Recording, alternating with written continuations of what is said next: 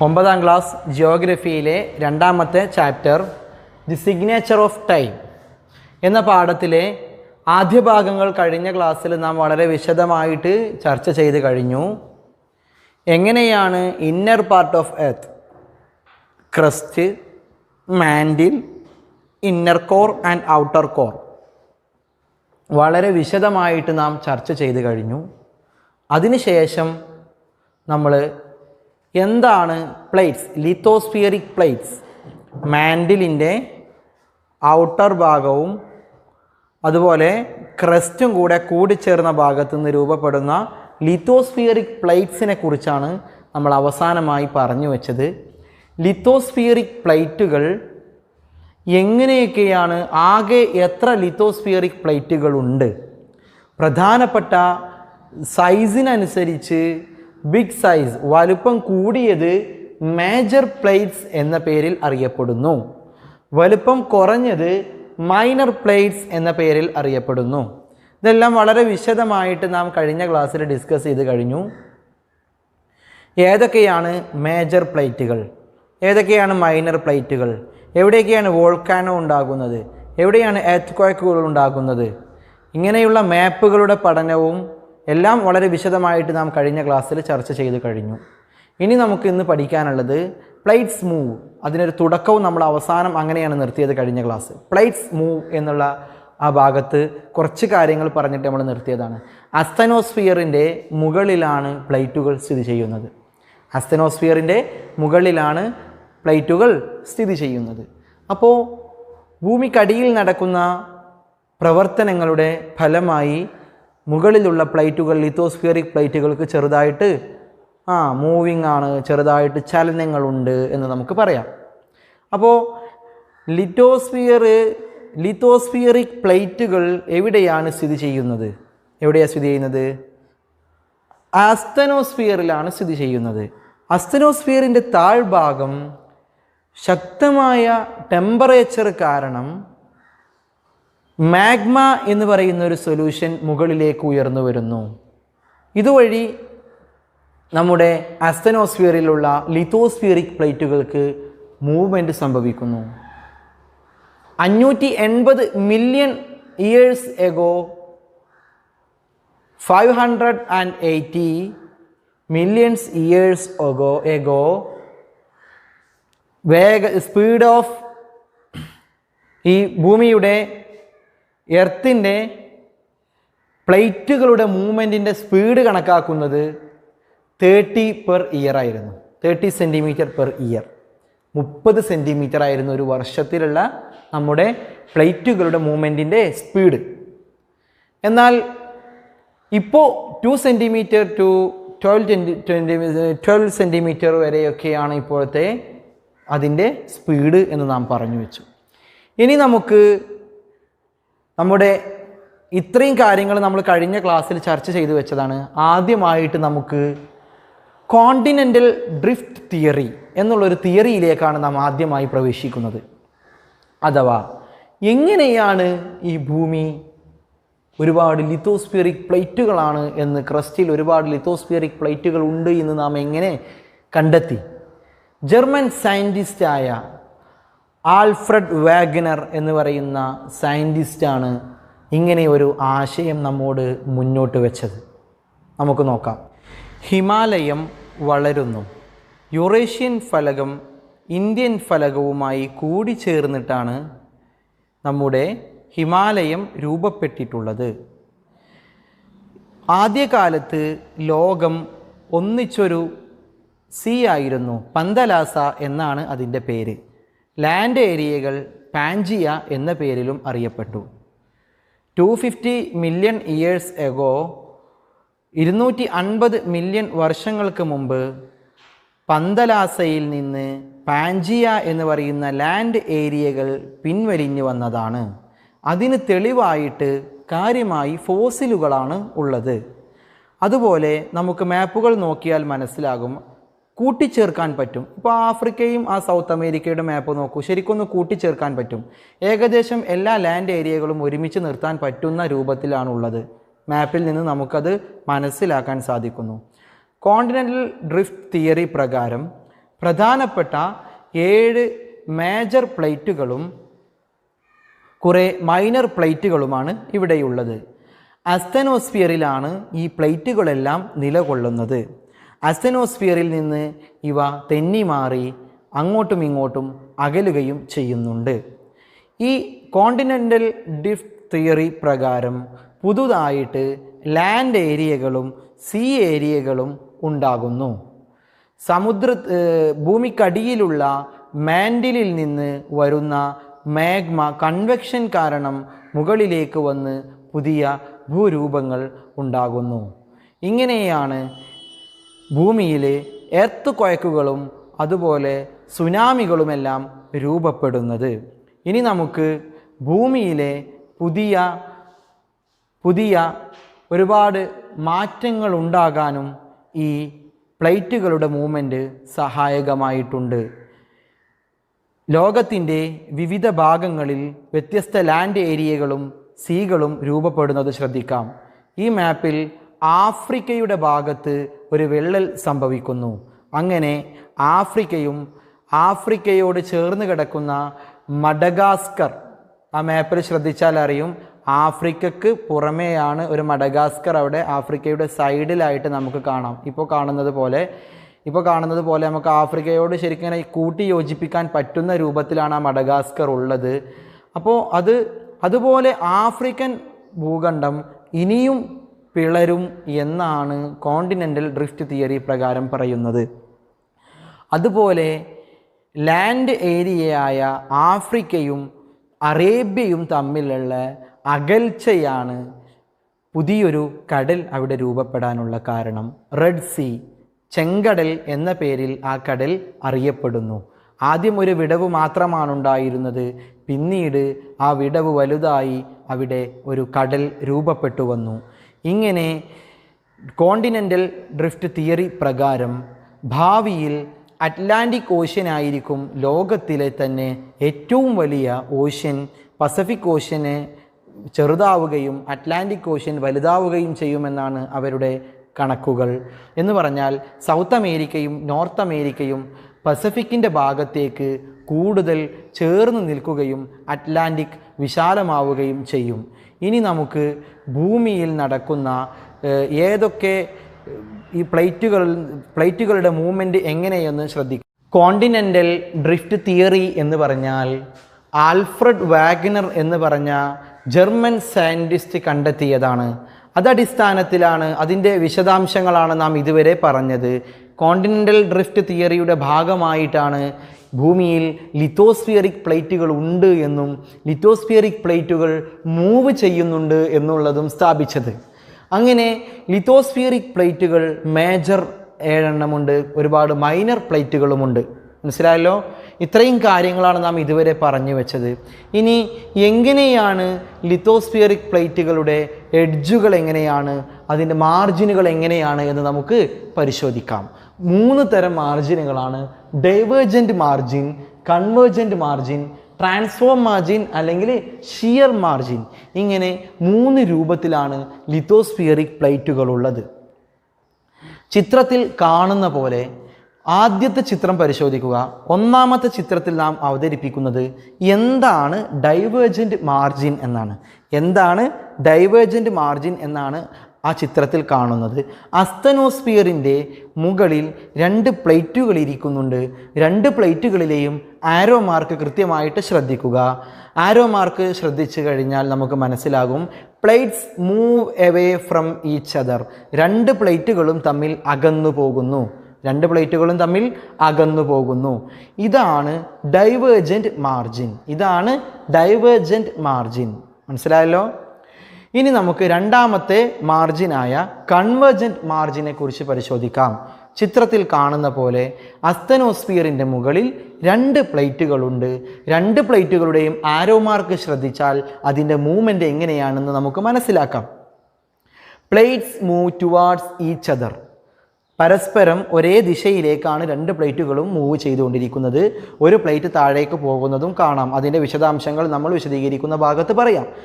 എന്തായാലും convergent margin എന്ന് പറഞ്ഞാൽ plates move towards each other. ഇനി മൂന്നാമത്തെ ചിത്രം.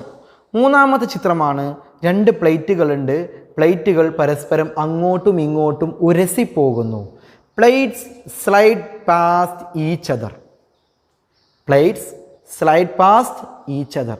അങ്ങോട്ടും ഇങ്ങോട്ടും സ്ലൈഡ് ചെയ്ത് പോകുന്ന സമയത്ത് ചെറുതായിട്ടൊന്ന് ഉരസി പോകുന്നു. ഇതിനാണ് ട്രാൻസ്ഫോം മാർജിൻ അല്ലെങ്കിൽ ഷിയർ മാർജിൻസ് എന്ന് പറയുന്നത്.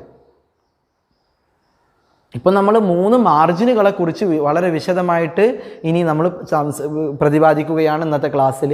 ഇന്നത്തെ ക്ലാസ്സിലൂടെ നമ്മൾ ഈ 3 മാർജിനെ കുറിച്ചും വ്യക്തമായൊരു ഐഡിയയിലേക്ക്, വ്യക്തമായൊരു കോൺസെപ്റ്റിലേക്ക് നമ്മൾ എത്തും. ഈ 3 മാർജിനുകളെ കുറിച്ചാണ് നമ്മൾ സംസാരിക്കുന്നത്. ആദ്യത്തെ മാർജിനാണ് ഡൈവേർജൻ്റ് മാർജിൻ, രണ്ടാമത്തതാണ് കൺവേർജൻ്റ് മാർജിൻ, മൂന്നാമത്തതാണ് ട്രാൻസ്ഫോം മാർജിൻ അല്ലെങ്കിൽ ഷിയർ മാർജിൻ. ഓക്കെ, ഇനി നമുക്ക് ഓരോരോ മാർജിനുകളും കൃത്യമായിട്ട് അനലൈസ് ചെയ്യാം. 3 മാർജിനുകളെ കുറിച്ചുള്ള വിശദാംശങ്ങളിലേക്ക് നമ്മൾ കിടക്കുകയാണ്. നമ്മൾ ആദ്യം പറയുന്നത് എന്താണ് കൺവേർജൻ്റ് മാർജിൻസ് എന്നാണ്. എന്താണ് കൺവേർജൻ്റ് മാർജിൻസ്? നമ്മൾ പറഞ്ഞു എന്താണ് പ്ലേറ്റുകൾ മൂവ് ചെയ്യുമ്പോഴുണ്ടാകുന്ന convergent margin. Move towards each other. Move towards each other. രണ്ട് ഭാഗത്തു നിന്നും നേരെ ഇങ്ങനെ വരുന്നു. രണ്ട് പ്ലേറ്റുകളും ഒരേ ഡയറക്ഷനിലേക്ക് മൂവ് ചെയ്യുന്നു എന്നർത്ഥം. ഇവിടെ ഫോൾഡ് മൗണ്ടെയ്ൻസ് കാണപ്പെടാം. ഫോൾഡ് മൗണ്ടെയ്ൻസ് കാണപ്പെടുന്നു. Rock layers may fold in this margin. ഇവിടെയുള്ള റോക്കുകളൊക്കെ, കല്ലുകളൊക്കെ ഫോൾഡായിട്ട് പർവ്വതങ്ങളായി, മൗണ്ടെയിനായിട്ട് മാറുന്നു ഈ മാർജിനിലുള്ള. എന്ന് പറഞ്ഞാൽ താഴെ നിന്ന് ചൂടായി വരുന്ന മാഗ്മയുടെ, ചൂടായി മാൻഡിലിൽ നിന്ന് വരുന്ന ആ സൊല്യൂഷൻ്റെ കാരണത്താൽ മുകളിൽ ഒരുപാട് മാറ്റങ്ങൾ വരുന്നു. ലാൻഡ് ഫോമിന് തന്നെ മാറ്റം വരുന്നു. അപ്പോൾ ഇവിടെ ഫോം ചെയ്യുന്ന ഒരു ലാൻഡാണ് ഫോൾഡ് മൗണ്ടെയ്ൻസ്, മടക്കു പർവ്വതങ്ങൾ എന്നാണ് പറയുക. ഫോൾഡായി കിടക്കുന്ന മൗണ്ടെയ്ൻസ്. ഫോൾഡായി കിടക്കുന്ന മൗണ്ടെയ്ൻസ് കൺവേർജൻസ് മാർജിനിലാണ് കാണപ്പെടുന്നത്. ഇനി നോക്കാം ഏതൊക്കെ മൗണ്ടെയ്ൻസ് ആണ് ഇങ്ങനെ ഫോൾഡ് മൗണ്ടെയ്ൻസിൽ വരുന്നത്.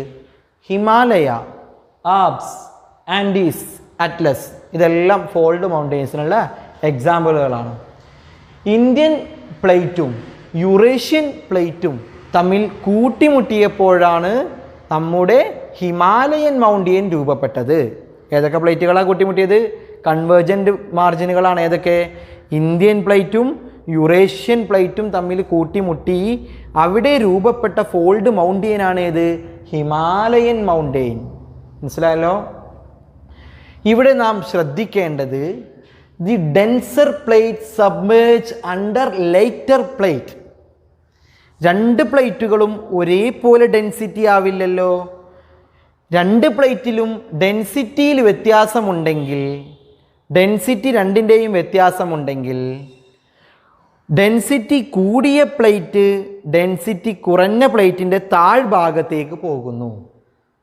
ഇതിനെ സബ്ഡക്ഷൻ സോൺ എന്ന് പറയുന്നു. ഇതിനെ സബ്ഡക്ഷൻ സോൺ എന്ന് പറയുന്നു. ഡെൻസിറ്റി കൂടിയ പ്ലേറ്റും ഡെൻസിറ്റി കുറഞ്ഞ പ്ലേറ്റും തമ്മിൽ കൂട്ടിമുട്ടുമ്പോൾ ഡെൻസിറ്റി കൂടിയ പ്ലേറ്റ് താഴ്ഭാഗത്തേക്ക് പോകുന്നു. ഡെൻസിറ്റി കുറഞ്ഞ പ്ലേറ്റിനേക്കാൾ താഴ്ഭാഗത്തേക്ക് പോയി ഇങ്ങനെ നിൽക്കുന്നു. മനസ്സിലായല്ലോ? ഇതിന് ഇങ്ങനെ ഡെൻസിറ്റി കൂടിയ ഭാഗത്ത്, ഡെൻസിറ്റി കൂടിയത് താഴ്ഭാഗത്തേക്ക് പോയിട്ടാണ് നമ്മുടെ പസഫിക് ഓഷ്യനിലൊക്കെ ചലഞ്ചർ ഡീപ്പ് ഉണ്ടായിട്ടുള്ളത്. ചലഞ്ചർ ഡീപ്പ് നല്ല ഏറ്റവും ആഴം കൂടിയ ഭാഗമാണ് ചലഞ്ചർ ഡീപ്പ്. ആ ചലഞ്ചർ ഡീപ്പ് ഏതെല്ലാം പ്ലേറ്റുകൾ തമ്മിൽ കൂടി ചേർന്നതാണ്? ഫിലിപ്പൈൻസ് പ്ലേറ്റും പസഫിക് പ്ലേറ്റും കൂടെ തമ്മിൽ കൂടിച്ചേർന്ന് ഡെൻസിറ്റി കൂടിയ പ്ലേറ്റ് താഴേക്ക് പോയിട്ട് രൂപപ്പെട്ടതാണ് ചലഞ്ചർ ഡീപ്പ്. മനസ്സിലായല്ലോ? അപ്പോൾ കൺവേർജൻറ്റ് മാർജിൻ എന്ന് പറഞ്ഞാൽ ഇവിടെ നമ്മൾ ശ്രദ്ധിക്കേണ്ട പോയിന്റുകൾ എന്താണ്? Convergent margin move towards each other. എങ്ങനെയാണ് പ്ലേറ്റുകളുടെ മൂവ്മെൻറ്റ് എന്ന് പറഞ്ഞു. ഇവിടെ ഫോൾഡ് മൗണ്ടെയ്ൻസ് കാണപ്പെടുന്നുണ്ട്. പ്രധാനപ്പെട്ട ഫോൾഡ് മൗണ്ടെയ്ൻസ് ആണ് Himalaya, Alps, Andes, Atlas. Himalaya ഉണ്ടായത് എങ്ങനെയാണ്? ഇന്ത്യൻ പ്ലേറ്റും യുറേഷ്യൻ പ്ലേറ്റും കൂടെ കൊളൈഡ് ചെയ്തിട്ടാണ് ഉണ്ടായിട്ടുള്ളത്. ഇനി എന്താണ് സബ്ഡക്ഷൻ സോൺ? രണ്ട് പ്ലേറ്റുകളിലുള്ള ഡെൻസിറ്റിയിൽ വേരിയേഷൻ ഉണ്ടെങ്കിൽ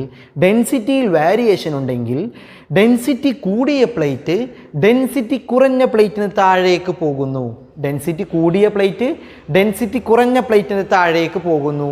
ഇതാണ് സബ്ഡക്ഷൻ സോൺ. ഇത് ഇങ്ങനെ പോയിട്ടുണ്ടായ ഒരു ഡീപ്പാണ് ചലഞ്ചർ ഡീപ്പ്. ഏതെല്ലാം പ്ലേറ്റുകൾ കൂടി ചേർന്നുണ്ടായതാണ്? ഫിലിപ്പൈൻ പ്ലേറ്റും പസഫിക് പ്ലേറ്റും. ഇനി നമുക്ക് ചിത്രത്തിലേക്കൊന്ന് നോക്കാം. ഇവിടെ കാണുന്ന പിക്ചറിൽ നമുക്ക് എന്തെല്ലാം കാണാൻ സാധിക്കുന്നുണ്ട്? അതാ രണ്ട് പ്ലേറ്റുകൾ കൂടി ചേർന്നിരിക്കുന്നു. പ്ലേറ്റുകൾ കൂടി ചേർന്ന് അവിടെ സബ്ഡക്ഷൻ സോണുകൾ, ഇരുവശങ്ങളിലും സബ്ഡക്ഷൻ സോണുകൾ നമുക്ക് അടയാളപ്പെടുത്തിയതായിട്ട് കാണാം. മനസ്സിലായോ എന്താണ് സബ്ഡക്ഷൻ സോൺ എന്ന്? പ്ലേറ്റുകൾ ഡെൻസിറ്റി കൂടിയ പ്ലേറ്റ് ഡെൻസിറ്റി കുറഞ്ഞ പ്ലേറ്റിന് താഴേക്ക് പോകുമ്പോൾ ആ മേഖലയ്ക്ക് പറയുന്ന പേരാണ് സബ്ഡക്ഷൻ സോൺ. മനസ്സിലായല്ലോ? അപ്പോൾ നമ്മൾ ഇതുവരെ പറഞ്ഞത് കൺവേർജന്റ് സോണിൻ്റെ പ്രത്യേകതകളാണ്. ഇനി നമ്മൾ ചർച്ച ചെയ്യുന്നത് രണ്ടാമത്തെ മാർജിനാണ്, ഡൈവേർജന്റ് മാർജിൻ. ഏതാണ്? ഡൈവേർജന്റ് മാർജിൻ എന്ന് പറഞ്ഞാൽ plates move away from each other. പരസ്പരം രണ്ട് പ്ലേറ്റുകൾ തമ്മിൽ നേരെ വിപരീതമായിട്ട് പോകുന്നു, അകലുന്നു. രണ്ട് പ്ലേറ്റുകൾ തമ്മിൽ അകലുന്നു, ഡൈവേർജൻ്റായി മാറുന്നു. ഈ അകൽച്ചയിൽ നിന്ന് രൂപപ്പെടുന്ന ഒരുപാട് ലാൻഡ് ഫോംസ് ഉണ്ട്. പരസ്പരം അകലുമ്പോൾ എന്ത് സംഭവിക്കുന്നു? രണ്ട് പ്ലേറ്റുകൾ ഇങ്ങനെ അകന്നു പോകുമ്പോൾ അവിടെ ഒരു ഗ്യാപ്പ് ഉണ്ടാകുന്നു. ആ രണ്ട് പ്ലേറ്റുകൾക്കിടയിലും ഒരു ഗ്യാപ്പ് വരുന്നു. അസ്തനോസ്ഫിയറിൽ സ്ഥിതി ചെയ്യുന്ന ഈ രണ്ട് പ്ലേറ്റുകളും പരസ്പരം അകന്നു പോകുമ്പോൾ മാൻഡിലിൽ നിന്ന് മോൾട്ടനായി വരുന്ന, തിളച്ചു വരുന്ന മാഗ്മ ഈ ഗ്യാപ്പിലൂടെ മുകളിലേക്ക് വരുന്നു. മനസ്സിലായല്ലോ? മാഗ്മ ഈ ഗ്യാപ്പിലൂടെ മുകളിലേക്ക് വരുന്നു. അവിടെ പുതിയൊരു ന്യൂ ഓഷ്യൻ ഫ്ലോർ ക്രിയേറ്റ് ചെയ്യുന്നു. ഈ ഫിനമിനക്ക് പറയുന്ന പേരാണ് സീ ഫ്ലോർ സ്പ്രെഡിങ്. നമുക്ക് ചിത്രം ഒന്ന് പരിശോധിക്കാം. ചിത്രത്തിലേക്ക് നോക്കൂ. ഈ പിക്ചറിൽ നാം നേരത്തെ കൺവേർജന്റ് മാർജിനുമായി ബന്ധപ്പെട്ട സബ്ഡക്ഷൻ സോൺ മാത്രമാണ് കാര്യമായിട്ട് നാം ചർച്ച ചെയ്തത്. ഇനി നമുക്ക് എന്താണ് ന്യൂ ഓഷ്യൻ ഫ്ലോർ? ചിത്രത്തിൽ കാണുന്ന ന്യൂ ഓഷ്യൻ ഫ്ലോർ എന്ന് പറഞ്ഞാൽ രണ്ട് പ്ലേറ്റുകൾ തമ്മിൽ അകലുമ്പോൾ, രണ്ട് പ്ലേറ്റുകൾ തമ്മിൽ ഡൈവേർജൻ്റ് ആകുമ്പോൾ ഇടയിലുള്ള ഗ്യാപ്പിലൂടെ മാഗ്മ പുറത്തേക്ക് വരുന്ന മാഗ്മ ന്യൂ ഓഷ്യൻ ഫ്ലോറായി മാറുന്നു. തണുത്ത് അതൊരു പുതിയ ഒരു തറയായിട്ട് ഓഷ്യൻ ഫ്ലോർ ആയിട്ട് രൂപപ്പെടുന്നു. ഇതാണ് ന്യൂ ഓഷ്യൻ ഫ്ലോർ എന്ന രൂപത്തിൽ ചിത്രത്തിൽ മാർക്ക് ചെയ്തിട്ടുള്ളത്. ഇനി നമുക്ക് എന്താണ് ന്യൂ ഓഷ്യൻ ഫ്ലോറുകൾ ഇങ്ങനെ ക്രിയേറ്റ് ചെയ്യുന്ന ഈ ഫിനമിനക്ക് പറയുന്ന പേരെന്ത്? See floor spreading. എന്താ പേര്? See floor spreading. നമുക്ക് നോക്കാം. സീ ഫ്ലോർ സ്പ്രെഡിങ് വഴി ഒരുപാട് ന്യൂ ഓഷ്യൻ ഫ്ലോറുകൾ ഇവിടെ ക്രിയേറ്റ് ചെയ്യുന്നുണ്ട്. മനസ്സിലായല്ലോ? ഡൈവേർജന്റ് മാർജിനിൻ്റെ ഏറ്റവും പ്രധാനപ്പെട്ട ഭാഗമാണ് നമ്മൾ പറയുന്നത് plates move away from each other. അപ്പോൾ അവിടെ ഗ്യാപ്പുകൾ ഉണ്ടാകുന്നു. ഗ്യാപ്പിലൂടെ പുറത്തേക്ക് തള്ളുന്ന റിലീസാകുന്ന മാഗ്മ ക്രമേണ തണുത്ത് അത് ന്യൂ ഓഷ്യൻ ഫ്ലോറായി മാറുന്നു. ഈ ഫിനമിനക്ക് പറയുന്ന പേരാണ് സീ ഫ്ലോർ സ്പ്രെഡിങ്. ഇനി നമുക്ക് നോക്കാം. 14,000 കിലോമീറ്റർ നീളത്തിലുള്ള വിശാലമായ മൗണ്ടെയിൻ റേഞ്ച് ഉണ്ട് അറ്റ്ലാന്റിക് ഓഷ്യനിൽ വിശാലമായ 14,000 കിലോമീറ്റർ നീളമുള്ള മൗണ്ടെയിൻസ് അറ്റ്ലാന്റിക് ഓഷ്യനിലുണ്ട്. ഓഷ്യനിലാണ് മൗണ്ടെയിൻ. ആ അറ്റ്ലാന്റിക് ഓഷ്യനിലുള്ള മൗണ്ടെയിൻ്റെ പേരെന്താണ്? Mid Atlantic ridge. എന്താ പേര്? Mid Atlantic ridge. Mid Atlantic ridge എന്ന് പറയുന്ന 14,000 കിലോമീറ്റർ നീളമുള്ള മൗണ്ടെയിൻ അറ്റ്ലാന്റിക് ഓഷ്യനിലുണ്ട്. എങ്ങനെയാണ് ആ മൗണ്ടെയിൻ രൂപപ്പെട്ടത്? അവിടെയുള്ള രണ്ട് പ്ലേറ്റുകൾ തമ്മിൽ, ആഫ്രിക്കൻ പ്ലേറ്റും സൗത്ത് അമേരിക്കൻ പ്ലേറ്റും തമ്മിൽ അകലുകയും ഡൈവേർജൻ്റ് ആവുകയും അതിൻ്റെ ഇടയിലൂടെ മാഗ്മ പുറത്തു വരികയും അവിടെ പർവ്വതങ്ങൾ, മൗണ്ടെയിൻസ് രൂപപ്പെടുകയും ചെയ്യുന്നു. മനസ്സിലായല്ലോ? രണ്ട് പ്ലേറ്റുകൾ തമ്മിലുള്ള ബന്ധം ഈ പരസ്പരം ഡൈവേർജൻ്റ് ആവുകയും അതിലൂടെ മാഗ്മ പുറത്തു വന്ന് അവിടെ പുതിയ മൗണ്ടെയിൻ രൂപപ്പെടുന്നു. ഇതിന് പറയുന്ന പേരാണ് മിഡ് അറ്റ്ലാന്റിക് റേഞ്ച്. ഇവിടെ പുറത്തേക്ക് വരുന്ന magma solidifies. What is solidifies? പുറത്തേക്ക് വരുന്ന മാഗ്മ കട്ടിയാകുന്നു, സോളിഡ് രൂപത്തിലാകുന്നു. സോളിഡിഫൈസ് ആയ മാഗ്മയാണ് മിഡ് അറ്റ്ലാന്റിക് റിഡ്ജ് വരുന്നത്, മിഡ് അറ്റ്ലാന്റിക് റിഡ്ജായി മാറുന്നത്. ഇങ്ങനെ സമുദ്രത്തിലുള്ള, ഓഷ്യനിലുള്ള പർവ്വതങ്ങൾക്ക്, മൗണ്ടെയിൻസിന് പറയുന്ന പേരാണ് മിഡ് ഓഷ്യൻ റിഡ്ജസ്. എന്താ പേര് പറയാ? Mid ocean ridges. മനസ്സിലായല്ലോ?